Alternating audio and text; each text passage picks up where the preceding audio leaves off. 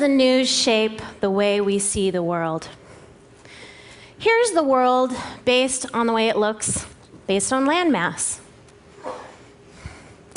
And here's how news shapes what Americans see. This map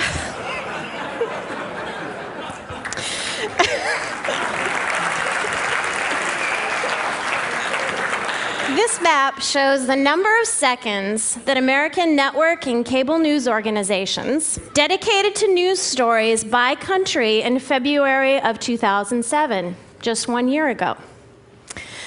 Now, this was a month when North Korea agreed to dismantle its nuclear facilities. There was massive flooding in Indonesia. And in Paris, the IPCC released its study confirming man's impact on global warming. The US accounted for 79% of total news coverage. And when we take out the US and look at the remaining 21%, we see a lot of Iraq, that's that big green thing there, and little else. The combined coverage of Russia, China, and India, for example, reached just 1%. When we analyzed all the news stories and removed just one story, here's how the world looked. What was that story? The death of Anna Nicole Smith. This story eclipsed every country except Iraq and received 10 times the coverage of the IPCC report. And this cycle continues. As we all know, Brittany has loomed pretty large lately. So why don't we hear more about the world? One reason is that news networks have reduced the number of their foreign bureaus by half. Aside from one-person ABC mini bureaus in Nairobi, New Delhi, and Mumbai, there are no network news bureaus in all of Africa, India, or South America, places that are home to more than 2 billion people. The reality is that covering Brittany is cheaper.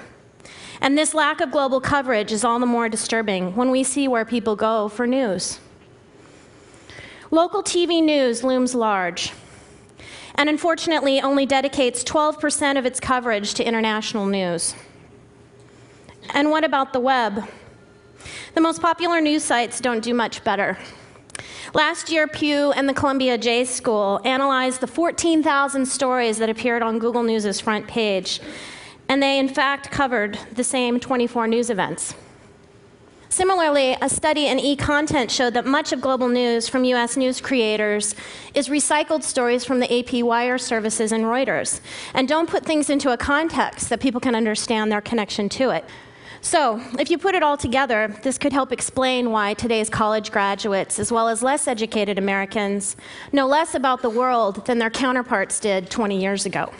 And if you think that it's simply because we are not interested, you would be wrong. In recent years, Americans who say they closely follow global news most of the time grew to over 50%. The real question is this distorted worldview what we want for Americans in our increasingly interconnected world? I know we can do better, and can we afford not to? Thank you.